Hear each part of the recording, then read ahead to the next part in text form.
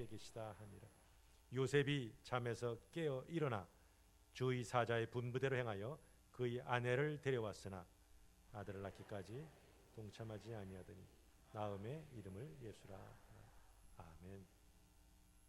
예수님의 탄생 스토리는 해마다 듣는 것이요, 그 스토리 자체는 별로 새로울 것이 없습니다.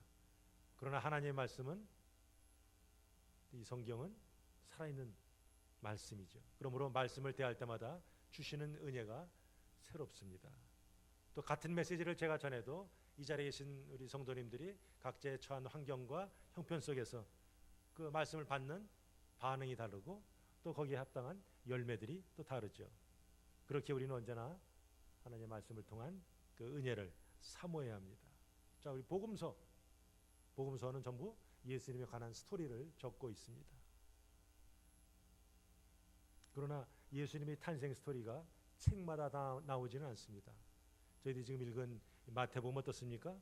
바로 예수님을 유대인의 왕으로 소개하고 있습니다.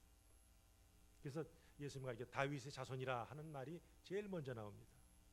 그분은 바로 구약의 예언을 이루기 위해서 오셨습니다. 누가복음은 예수님의 휴머니티, 인성을 강조하죠. 그래서 예수님이 어떻게 잉태했고 어떻게 태어났고 탄생했고 또 하는 내용들을 다른 복음서보다 아주 상세하게 기록을 하고 있습니다. 자, 요한복음 어떻습니까? 요한복음은 예수님의 디비니티, 신성을 강조하죠. 그래서 처음부터 어떻게 시작돼요? 태초에 말씀이 계시니라. 이 말씀이 하나님과 함께 계셨으니 이 말씀은 곧 하나님이시니라 하면서 시작되죠. 마가복음은 종으로 오신 예수님, 인자가 온 것은 섬기려 받으려 함이 아니라 도리어 섬기려 하고 자기 목숨을 많은 사람들의 대속물로 주려 함이라. 섬김의 모습을 강조하다 보니까 예수님의 탄생, 어렸을 때 스토리는 다 빼버리고 바로 세례 받으시고 공생애를 시작하심 하면서 아주 다이나믹하게 스토리가 전개됩니다. 자, 우리 예수님은 오시기로 약속된 분이죠. 예수님의 동정녀 탄생은 이미 구약의 선지자들이 했던 그 예언이 예수님을 통해서 이루어졌습니다.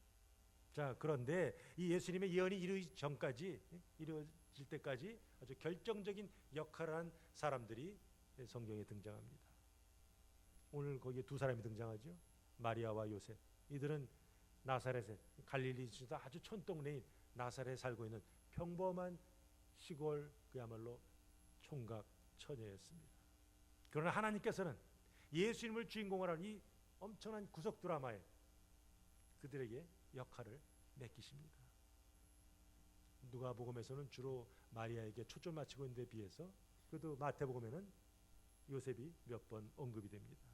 자, 요셉이 이 주어진 배역을 어떻게 제대로 감당하는지, 그리고 요셉의 순종을 통해서 오신 예수님은 과연 어떤 분인지 우리가 본문 중심으로 살펴보면서 또 우리에게 적용하면서 그 어느 때보다도 의미 있는 성탄절을 맞이하시기를 주의 이름으로 축복합니다. 자, 우선 마태는 이 요셉을 어떻게 소개하죠? 우리 1장 16절이나 또한 19절 보면 요셉을 마리아의 남편으로 소개합니다. 자, 1세기에 팔레스타인 지방에서 여자들을 별로 인권을 이렇게 인정받지 못하죠. 어떤 사람으로서의 존재 가치 별로 대접받지 못했습니다. 자, 그 당시 여자들은 재판에 나가서도 증인을 할 수가 없어요. 어떤 살인 사건을 봤어요. 남자가 한 사람 보고 여자가 100명이 봤어요. 그래도 재판장에서는 여인들의 증언은 효력이 없었어요. 또 인구조사를 합니다. 하나, 둘, 셋, 넷 이렇게 시죠. 예수님께서 베세다 광야에서 5,000명을 먹이십니다. 그 5,000명 어떤 사람이에요? 남자만 5,000명이라 그랬어요. 여자들도 있었고 어린아이도 있었지만 그들은 수에서 빠졌어요. 자, 이럴 정도로 여자들이 제대로 대우를 받지 못하던 그 시절인데 오늘 복음서를 보니까 마리아를 요셉의 아내 이렇게 소개하지 않습니다.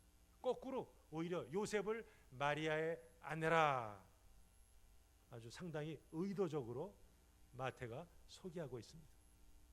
자, 헤롯이 유대인의 왕이 태어났다는 소식을 듣고 놀랐어요. 내가 왕인데 감히 누가 내 왕자리를 넘보느냐 해가지고 그 박사로부터 들은 때부터 기준으로 해서 2살 이하의 남자아이는 다 죽이라고 했습니다. 그때 주의 사자가 요셉에게 나타났어요. 자, 빨리 피하라. 그래서 그 말을 듣고 요셉이 일어나서 밤에, 그 다음에 무슨 표현이 나오냐면 아기와 그 모친을 데리고 애굽으로 떠났다고 합니다. 또 헤롯이 죽었다는 소식을 듣고 주의 사자가 다시 나타났어요. 그때 요셉이 일어나서 또 아기와 그 모친을 데리고 이스라엘 땅으로 돌아왔다고 기록합니다. 나중에 요셉이 마태복음을 혹시 읽을 기회가 있었다면, 나는 뭐야 이거? 예수님과 예수와 그 마리아를 보조하는 역할밖에 되지 않나 하면 좀 자존심이 상했을지 모르겠습니다. 자, 요셉의 생애, 구약에 나오는 요셉은 창세기의 상당 부분을 차지하지만 우리 신약에 나오는 이 요셉은 별로 언급되지 않습니다. 기껏해야 그가 목수였다 하는 정도밖에 나오지 않습니다. 그럼 요셉이 한 말은 복음서에 기록되어 있습니까? 한마디도 기록되어 있지 않아요. 그러나 요셉의 행동은 그야말로 아주 경건한 믿음의 소유자, 그것을 아주 분명히 보여줍니다. 그것을 이 시간 저희들이 한번 살펴보기 원합니다. 자, 하나님께서 택한 사람들이 어떤 큰 사명을 맡길 때, 뭔가 큰 복을 주시고자 할 때 먼저 한번 잠깐 테스트를 하십니다. 제가 플로신학교에서 리더십 코스를 배울 때도 하나님께서 리더들에게 3가지 테스트를 한다고 했어요. 체크. 첫 번째가 인테그리티 체크. 진짜냐 가짜냐, 겉과 속이 같으냐, 진실한가, 하나님께서 테스트, 진실성 테스트를 하시죠. 두 번째는 하나님께서 오비디언스 체크, 얼마나 순종하는가, 하나님 말씀대로 순종하는가 하는 것을 시험하신다 그랬습니다. 세 번째는 월드 체크, 얼마나 하나님의 말씀에 민감하고 그 말씀을 깨닫나 하는 것을 리더들에게 테스트한다 그랬어요. 물론 각 사람의 믿음 그리고 주실 복의 분량에 따라서 그 시험의 정도와 내용은 다릅니다. 그러나 공통점은 우리 학생들은 시험 볼 때 언제가 파이널 시험이고 언제가 중간고사고 미리 통보가 됩니다. 그러나 하나님이 주시는 시험은 사전에 예고 없이 갑자기 주어집니다. 그러므로 하나님의 시험을 제대로 풀려면 영적으로 평소에 깨어 있어야 합니다. 그렇지 않으면 시험이 올 때 왜 나만 이런 어려움을 당하고 Why me? 하면서 넘어지고 좌절하고 하나님을 원망하기 쉽습니다. 그런데 그 시험이 아무리 어려움 같이 보여도 하나님을 의지하기만 하면 그 문제는 반드시 풀려지는 것이 우리에게 위로가 됩니다. 오직 감당할 시험만을 주시고 시험 당할 쯤에 피할 길만 하신 공일하신 하나님, 그것을 우리가 기억해야 합니다. 오늘 본문에도 보니까 어느 날 갑자기 요셉에게 문제가 하나 딱 주어집니다. 약혼자, 아직 동거도 하지 않았는데 임신했음. 이거 어떻게 이런 일이 있을 수 있는가? 깜짝 놀랄 만한, 그야말로 시험 들 만한 그런 문제를 하나님께서 예고도 없이 요셉에게 탁 던지셨어요. 우리 오늘 본문을 보면 문제를 내신 그 하나님께서 요셉과 함께 하시면서 그 문제를 함께 풀어가십니다. 자, 요셉과 마리아는 지금 약혼 상태에 있습니다. 지난주에 말씀드린 것 같이 그 당시 약혼은 오늘날 약혼보다는 훨씬 법적으로 구속력이 강합니다. 신랑이 신부 아버지에게 신부 대금을 지불하고 그리고 혼인잔치를 치르면 신랑은 비로소 신부를 데려올 수 있었습니다. 자, 보통 그 당시에 약혼 기간은 한 1년쯤 됩니다. 그런데 만일 그 기간에 여자가 다른 남자와 성적인 관계를 가지면 이건 당연히 간음으로 간주됐습니다. 우리 신명기 22장에 나오죠. 그러면 이 본문에 나오는 이 마리아는 도대체 몇 살쯤 됐을까? 성경에 정확히 나오진 않습니다. 그러나 나름대로 추측을 합니다. 마리아의 나이는 아마 12살에서 한 14살쯤 되지 않았을까? 많아봤자 16살을 넘지 않을 것이라 이렇게 추측합니다. 요셉은 그보다 더 나이가 많겠죠.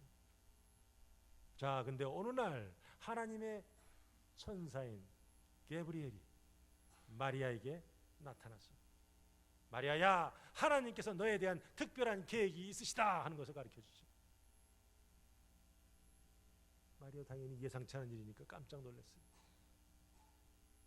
자기를 향한 하나님의 뜻을 이루려면 성령에 의한 잉태라는 전에는 들어보지도 못한 그 방법이 사용돼야 한다는 거죠. 결혼도 하는 남자와 동거자는 이 처녀가 임신했다. 이거는 뭐 엄청난 파문을 일으킬 수 있는 그런 내용이죠. 그러나 마리아 어떻습니까? 하나님의 말씀을 딱 붙들었어요. 비천한 내가 거룩하신 하나님의 아들을 낳는 것이 하나님의 뜻이라면 나를 도구로 사용하여 주시옵소서. 하나님의 전적으로 순종해서 자기 몸을 드렸더니 과연 하나님의 성령의 그의 역사함으로 그가 이제 잉태하게 됩니다. 자, 보통 가정에서는 아이는 가족들의 축복 속에 태어납니다. 그 아이가 태어나면 그 가정에 아주 기쁨이 넘칩니다. 자, 그런데 예수님의 경우에는 좀 다르죠. 엄밀히 따져서 마리아는 정식 결혼하기도 전에 남편의 아이가 아닌 아이를 갖게 됩니다. 예수님에게는 요셉의 피가 한 방울도 섞여 있지 않습니다. 이건 얼마든지 스캔들로 변할 수 있는 상황입니다.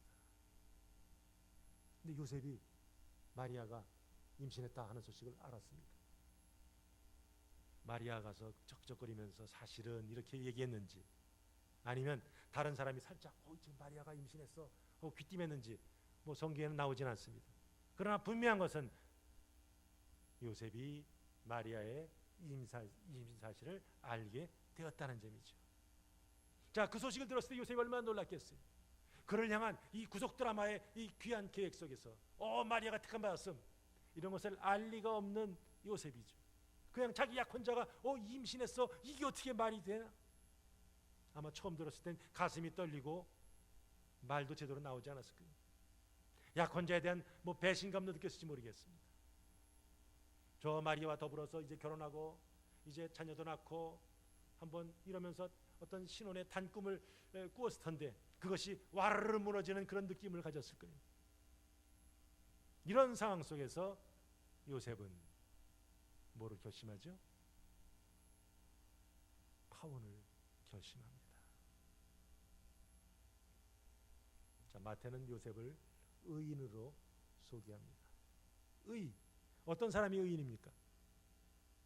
착한 사람이? 순진한 사람? 법 없이도 살 사람입니까? 성경에서 말하는 의가 뭐예요? What God requires. 하나님이 우리에게 요구하시는 것, 그게 바로 의입니다. 그 의를 만족시키는 사람이 의인입니다. 자, 그러면 1세기에 그 당시에서 의롭다, 어떤 사람은 의롭다 합니까? 하나님이 뜻대로 살려고 애를 쓰고, 그리고 모세율법을 잘 지키려고 노력하는 사람, 그런 사람이 의로운 사람이죠.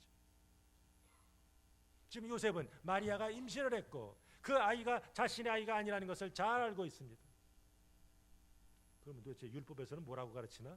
쫙 펴보면 어떻습니까? 뭐 어떻게 할지 뭐 뻔합니다.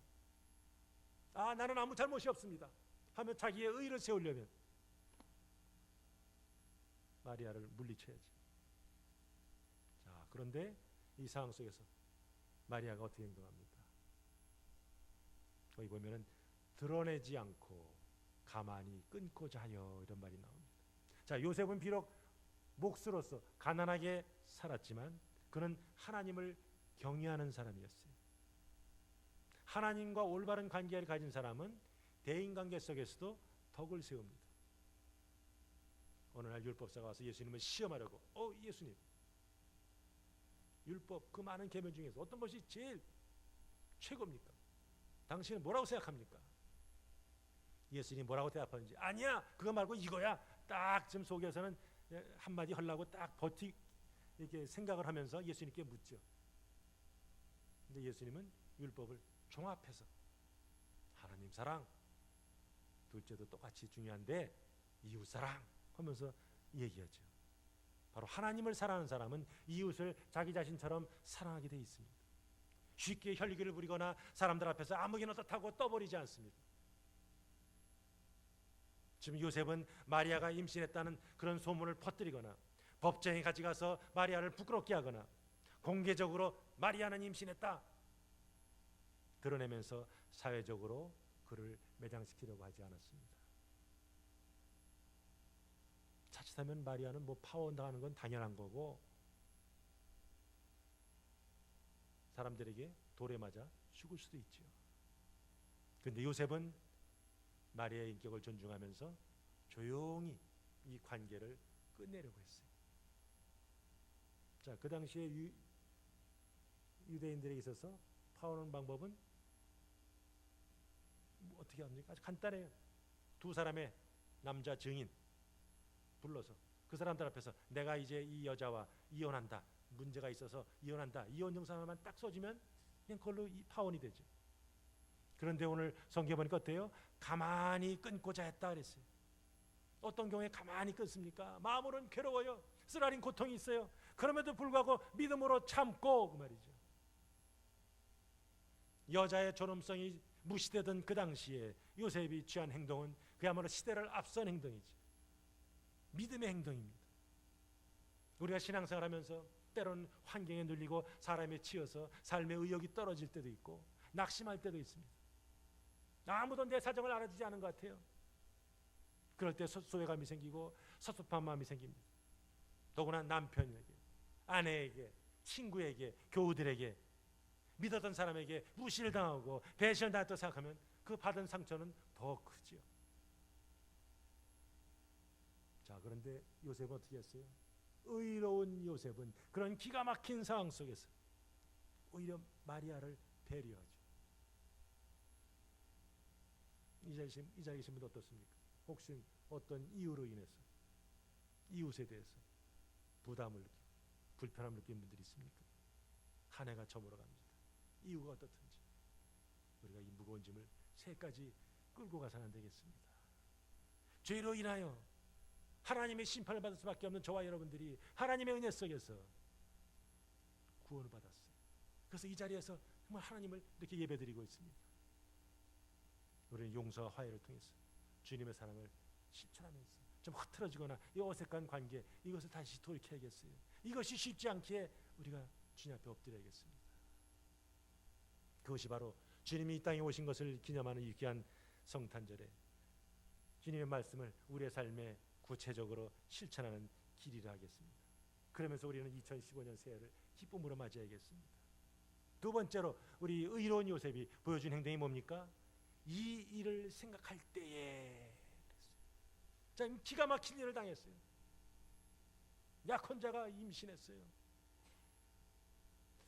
이거 헤어지기는 헤어져야 되는데 도대체 어떤 방법으로 헤어져야 될까 고민하고 고민하다가 잠이 깜빡 들었어요. 자, 의로운 사람, 다른 말로 하면 경건한 사람, 다른 말로 하면 믿음의 사람이 이 일을 생각했다 하는 건 뭡니까? 기도했다는 거죠. 보디발의 아내의 유혹을 물리치고 순교를 지키려고 했던 하나님이 지금 나를 보신다 하는 의식 속에서 신앙의 정절을 지키려고 했던 그 야곱의 아들 요셉을 기뻐하셨던 그 하나님께서 지금 마리아의 남편이 될 요셉을 그리고 중심을 보시고 인정하셨어요. 그래서 그 증거가 뭡니까? 하나님의 사자 주의 천사를 그에게 바로 그 밤에 깜빡 졸았던 그 밤에 하나님께 탁 보내셨어요. 그래서 꿈 가운데 나타납니다.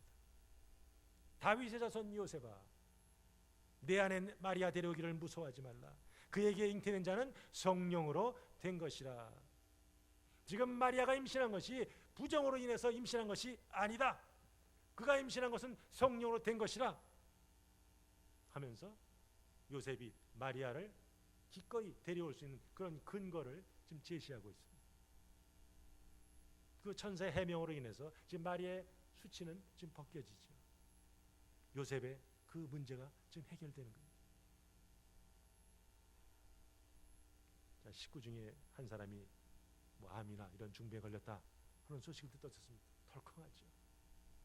이거 사업을 하는데 그냥 뭐 돈 딸려니 막 오고 너무 힘들어집니다. 얼마나 어렵습니까? 지금 대학을 가야 되는데 학생이 시험을 치는데 이거 좀 엉망으로 치렀어요. 이와 같이 우리를 정말 속타게 하는 일들이 얼마나 많이 벌어집니까? 고민에 빠져 있다가 지쳐서 잠이 든 그런 경험을 뭐 한두 번 해보셨을 거예요. 자, 그러나 앞뒤 좌우가 막히 같은 캄캄한 상황 속에서도 우리 성도들에게는 뭐예요? 위로 길이 열려져 있음을 우리가 알아야 합니다. 기도가 뭡니까?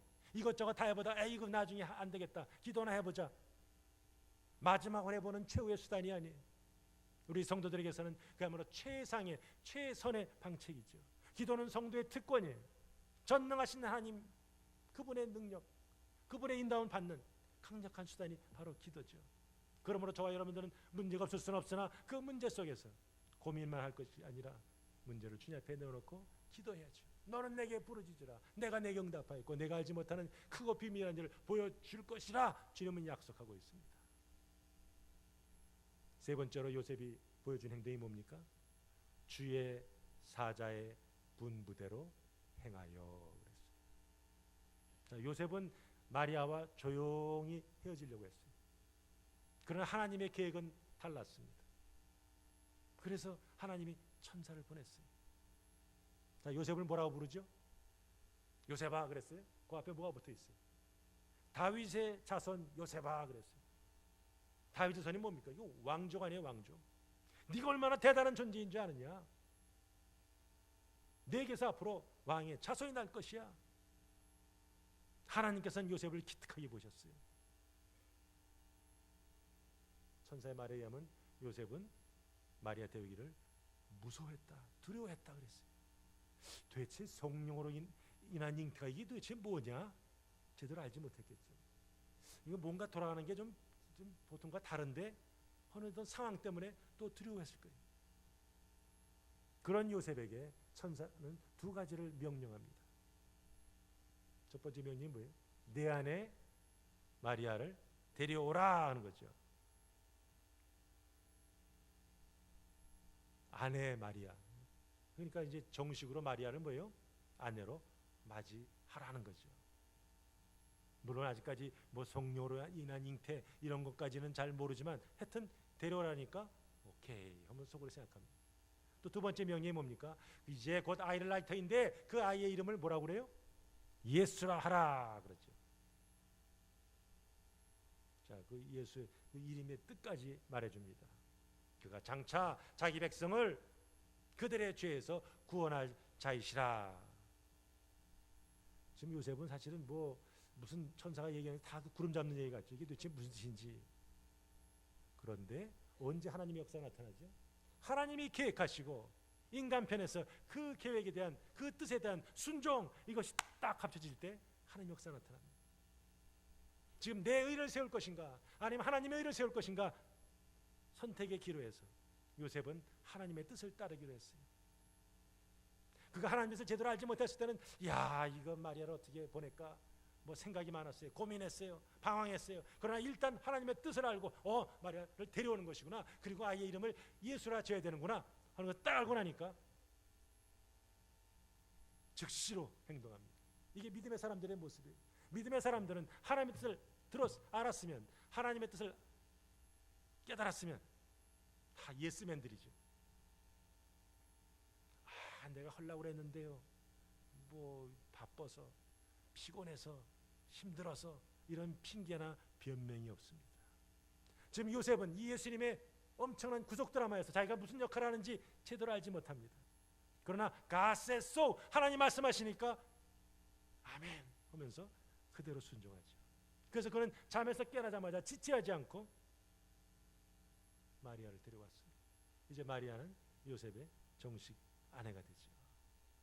이제 요셉은 남편의 책임 또한 그 아버지로서 또 정확히 말하면 양부의 책임을 이제 감당해야만 합니다. 자기의 이해와 자기의 감정을 초월해서 하나님 말씀에 순종하는 것이 성도의 바른 자세입니다. 하나님 이 자리에 계신 우리 성도님들 한 분 한 분을 향한 하나님의 계획이 있어요. 로마서 12장에 보면 그 계획은 어떤 계획이에요? 선하시고 기뻐하시고 온전한 계획이라고 그랬어요. 하나님 부르실 때 예 내가 있나이다. 자원함으로 순종하는 것이 복받는 비결이죠. 그리고 마지막으로 마태는 요셉에 대해서 한마디 더 하죠. 아들을 낳기까지 동침치 아니하더니. 자, 이거 주의 사자가 명령한 거예요, 아니에요? 주의 사자는 그 말 한 적은 없어요. 그러나 하나님 말씀에 순종하겠다니까 주의 사자가 지시한 것보다 더 적극적으로 나섰죠. 요셉이 임신한 아내를 데리고 와서 한 집 안에서 살기는 하지만은 그러나 아들을 낳기까지 그는 동침하지 않았다. 그래서 그의 육신이 거룩하게 보존되기를 원했습니다. 지금 요셉은 어이구 아주 청년 아니에요, 청년. 그러나 하나님에 대한 철저한 그 순종, 그것이 남편으로서의 권리, 그것을 좀 유보하는 거죠. 그리고 마리아와의 동침을 하지 않는 그런 절제의 모습으로 나타납니다. 그래서 모든 의심의 소지를 없애는 거죠. 예수는 마리아와 요셉 사이에 났대 아니다 하는 거죠. 이 예수는 분명히 성령에 의해서 잉태된 하나님의 아들임 하는 것을 분명히 보여줍니다. 그러다가 이 아들이 태어나니까 주의 사자가 말한 대로 그 이름을 예수라 했습니다.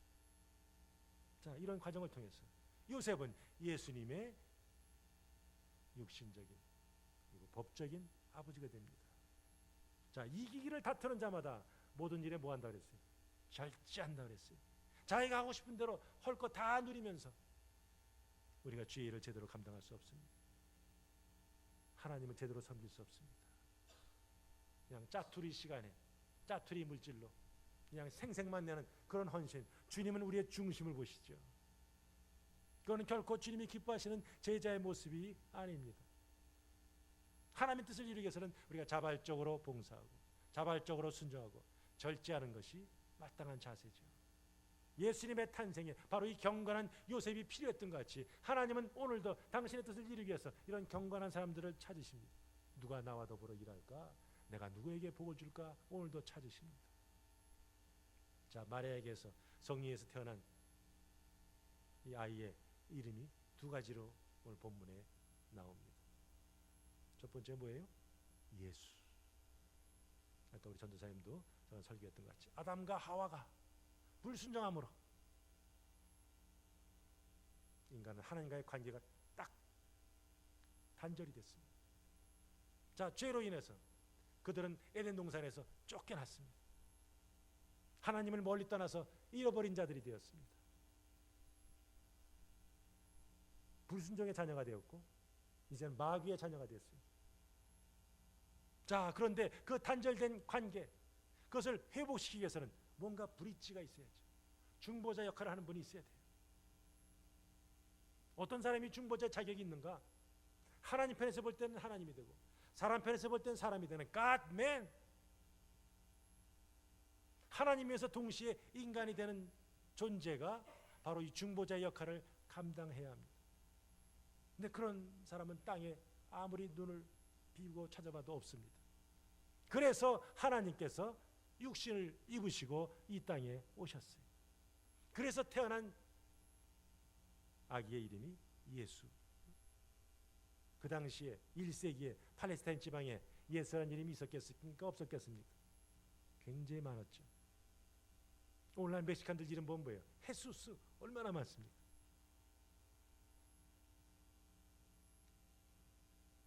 예수 하면 뭐 헬라 말이죠. 우리 히브리 말로 우리 구약에 비슷한 이름들이 여러 이름이 나옵니다. 여호수아, 예수아, 호세아, 같은 어원을 가진 이름들이죠. 다 무슨 뜻이에요? 구원하신다. 하나님은 구원이시다. 혹은 하나님이 구원하신다. 이런 의미들을 그 이름들이 갖고 있어요. 그러나 그런 이름을 가졌다고 해서 여호수아, 뭐 호세아라는 이름으로 자기 자식의 이름을 줬다고 해서 그 아이가 자동적으로 구원자 되는 것은 아니에요. 오직 육신을 입으시고 이 땅에 오신 하나님의 아들만이 진정한 구원자이십니다. 바로 예수님은 십자가 부활을 통해서 그 구원을 이루셨어요. 그분은 당신의 백성을 어떤 로마 제국이나 혹은 종교세들의 압제에서가 아니라 죄의 사슬에서 해방시킨 진정한 구원자, 세이비어죠. 그분은 오늘도 저와 여러분들을 죄악에서 건져내시죠. 누구든지 예수 그리스도, 그분이 나를 위해서 죽어 돌아가셨다는 것을 믿기만 하면, 그분이 나의 왕이시라는 것을, 그분이 나의 주인이라는 것을 믿기만 하면 구원의 역사가 우리 안에 들어와서 우리는 구원받은 하나님의 사람들이 됩니다. 두 번째 이름은 뭡니까? 임마누엘이죠. 오늘 저녁 저희들이 성탄 축하의 밤을 합니다. 그 주제가 바로 님과 함께, 바로 임마누엘이죠. 자, 인간이 에덴 동산에서 추방된 후에 하나님과 더 이상 함께 할 수 없는 존재가 됐어요. 하나님과 함께 할 수 없음, 이건 죽음을 뜻하죠. 그래서 이 죽음의 문제를 해결해 보려고 사람들은 종교를 통해서, 철학을 통해서, 과학을 통해서, 뭐 각종 기술을 통해서 좀 오래 살려고 했어요. 근데 오늘 마태는 바로 이 신적 기원을 가지신 예수님이 태어나심으로 그 약속이 성취되었다 하는 거죠. 궁극적으로 예수님을 통해서 이 하나님의 구원 사역이 완성된다 하는 것을 그는 보고 있습니다. 바로 예수님은 우리와 함께 하시는 임마누엘 하나님이시죠. 하나님의 신성이 예수님 안에 아주 충만히 거하셨다 했어요. 하나님이 영이시니까 우리 눈에 볼 수 없어요. 그러나 예수님을 통해서 우리는 하나님을 봅니다.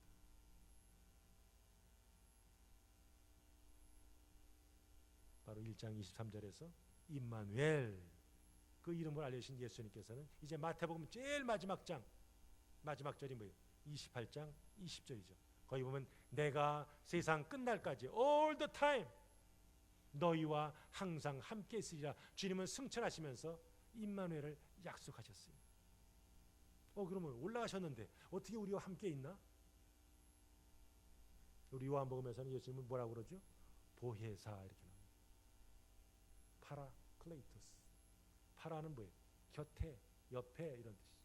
클레이토스는 뭐예요? One who is called. 부름받은 자. 곁에 있도록 부름받은 존재, 이것이 바로 보혜사죠. 우리 곁에 계시기 위해서 하나님께서 예수님 이 땅에 보내셨어요. 그러나 예수님은 이 땅에서 3년의 공생애를 마치시고 올라가셨어요. 그러니까 예수님께서 나는 갈 터인데 내가 또 다른 보혜사 보내줄게 약속하셨어요. 그분이 바로 성령님이죠. 예수님은 승천하셨으나 이제 성령께서 우리의 보혜사, 또 다른 보혜사가 되어서 우리 안에 거하시면서 우리의 발걸음을 인도하시면서 주님 원하시는 삶, 주님 원하시는 사역을 감당케 하십니다. 마태는 바로 이 동정녀 탄생, 이것을 입증하기 위해서 이사야의 예언을 인용을 합니다. 예수님 오시기 700년 전에 이사야라는 선지자가 예언을 했다. 그러므로 지금 마리아에게서 태어난 이 아이는 우연히 온 것이 아니라 이미 하나님께서 전부터 준비하신 것이라. 구약은 뭡니까? 장차 오실 메시아를 가리키는 책이에요. 바로 그 구약의 예언이 이제 예수님 안에서 이루어졌음. 그것 통해서 하나님은 당신이 하신 말씀을 반드시 지키시는 아주 신실하신 하나님, 그분은 말씀하신 것이 땅에 떨어지지 않는 분인 것을 우리에게 보여줍니다. 그러므로 주께서 친히 징조를 너에게 주실 것이라. 보라, 처녀가 잉태하여 아들을 낳을 것이요 그의 이름을 임마누엘이 하리라. 이사야서 7장 14절이죠. 자, 이사야 이 7장은 주전 735년에 이 북쪽에 있는 아람 왕과 또한 이스라엘 왕 베가가 연합 전선을 구축해 가지고 유다를 쳐들어왔을 때 그것을 배경으로 합니다. 유다 백성들 아이고 저 북쪽에서 또 이스라엘이 또 쳐들어왔네, 저 아람 군대 또 쳐들어왔네, 벌벌 떨었습니다. 그러나 그런 속에서 하나님 이사야를 통해서 걱정 마, 걱정 마, 내가 너희들과 함께한다. 그 사인이 뭡니까? 바로 한 젊은 여인에게 아이가 태어날 것이고 그 아이가 자라기 전에 두 왕, 즉 아람 왕과 이스라엘 왕 베가가 패망할 것이라 예언했습니다. 물론 1차적으로는 그 당시에 준 예언이지만 그러나 그 예언이 누가 연결됩니까? 바로 메시아와 연결되죠. 정말 이 마지막 때 메시아가 올 것이라, 구원자가 올 것이라. 그분이 바로 지금 이제 마리아를 통해서 나타나는 예수, 나사렛 예수라는 거죠. 예수님께서 성령으로 잉태해서 이 땅에 오신 사건이나 우리 죄를 대신 담당하시고 십자가에 돌아가신 사건이나 사망의 권세를 깨뜨리시고 다시 사신 부활 사건, 이건 다 하나님이 개입하신 사건이죠. 그러므로 시간과 공간을 초월합니다. 2000년 전에 그 일이 있었으나 오늘도 구원의 역사는 여전히 활발하게 일어나죠. 어떤 사람의 이거 약은 다 듀데이시 있어요. 몇 년 몇 월까지 약을 쓰시오. 그렇지 않으면 약의 효과가 떨어짐. 그러나 구원의 효력은 어떻습니까? 2000년이라는 세월이 흘러도 여전히 약화되지 않습니다. 여전히 예수님은 나의 구조로 영접할 때 구원의 효력이 우리 안에 역사하면서 우리는 구원받은 하나님의 사람이 됩니다. 죄사함 받고 영생을 얻습니다. 이제 말씀을 정리합니다. 요셉은 하나님 말씀을 받은 이후에 예수님의 양부로서 그 사명을 아주 충실하게 감당합니다. 하나님 어떤 형편과 처지에 있든지 그 하나님 말씀을 붙들고 그 사명에 충실할 때 그 사람을 존귀하게 여기십니다. 한 해를 보내면서 마음은 원이지만 육신이 약하여서 제대로 신앙생활하지 못했다 생각하는 분들이 있습니까? 요셉의 삶에 한번 각자를 비춰보기 바랍니다. 이 자리에 계신 분들은 하나님의 뜻을 이루기 위해서 인간적인 수치나 모욕을 감수할 수 있습니까? 나의 감정, 나의 경험, 그걸 앞세우기보다 참 하나님 말씀대로 순종할 이런 준비가 돼 있습니까? 그러면 어떤 형편과 처지 속에서도 우리는 하나님 말씀에 귀를 기울이면서 순간순간 그분과 동행해야 합니다. 그러니까 이왕 예수를 믿을 바에야 그냥 예수님 영접했습니다, 그 정도로 그쳐서는 안 되겠어요. 믿음으로 죄사함 받고 구원을 받을 뿐 아니라 그 은혜에 감격하면서 감사하면서 우리는 주님을 주의 몸된 교회를 섬기는 헌신자의 삶을 살아야겠습니다. 오늘도 하나님은 누가 나와 함께 할까? 오늘도 누가 나에 순종하는가 하는 자들을 찾으십니다. 성탄절이 왔습니다. 그러나 성탄의 의미는 점점점 퇴색되고 있습니다. 쇼핑몰에서 함부로 이제 캐롤도 부를 수가 없습니다. 상업주의 물결이 점점 휩쓰는 때에 살고 있습니다. 그런 속에서 Jesus is the reason for the season, 바로 예수님께서 성탄절이 존재하는 유일한 근거임을 다시 한번 저와 여러분들이 깨달아야겠습니다. 예수님은 하나님이시면서 인간의 몸을 입으시고 인류의 죄를 대속하시기 위해서 이 땅에 오셨어요. 예수님은 우리의 왕이십니다. 그분은 우리의 구원자십니다. 언제 구원이 나타납니까? 그냥 죽고 나서 천국 가는 것, 이것만 구원입니까? 주님은 죄에서 우리를 속이실 뿐 아니라 우리의 실존의 문제까지도 우리가 주님 앞에 기도할 때 들으시고 아시고 또 해결해 주십니다. 이 자리에서 우리 모든 성도님들, 하나님의 나라와 그 의를 먼저 구하는, 하나님께 우선순위를 둔 그런 삶을 사셔야 합니다. 그럴 때 하나님께서는 우리의 모든 필요함까지 넉넉히 채워주십니다. 예수님은 우리와 언제나 함께 하시는 임마누엘 하나님이십니다. 이제는 성령으로 우리 가운데 계십니다. 우리와 함께 계셔서 우리의 아픔, 우리의 슬픔, 우리의 고통 다 이해하시고 또 나누시고 해결해 주십니다. 이스라엘 사람들은 이름의 뜻이 있어요. 오늘 주인공인 요셉의 이름의 뜻은 뭡니까?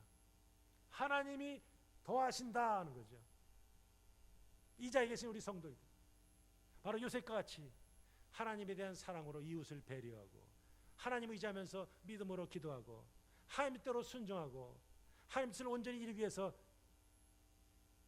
절제하며 나갈 때 하나님께서는 우리의 삶 속에 풍성한 것으로 더해 주십니다. 채워 주십니다. 하나님 마음에 합한 자들이 되어서 가정과 사업과 또한 사역 속에서 요셉처럼 하나님이 베푸신 복을 날마다 더하시기를 주의 이름으로 축복합니다. 아멘. 거룩하신 하나님, 우리의 왕이요 우리의 구원자요 우리의 임마누엘이신 주님, 부족하나 연약하나 늘 저희와 함께 하시니 감사합니다. 기쁠 때나 슬플 때나 건강할 때나 약할 때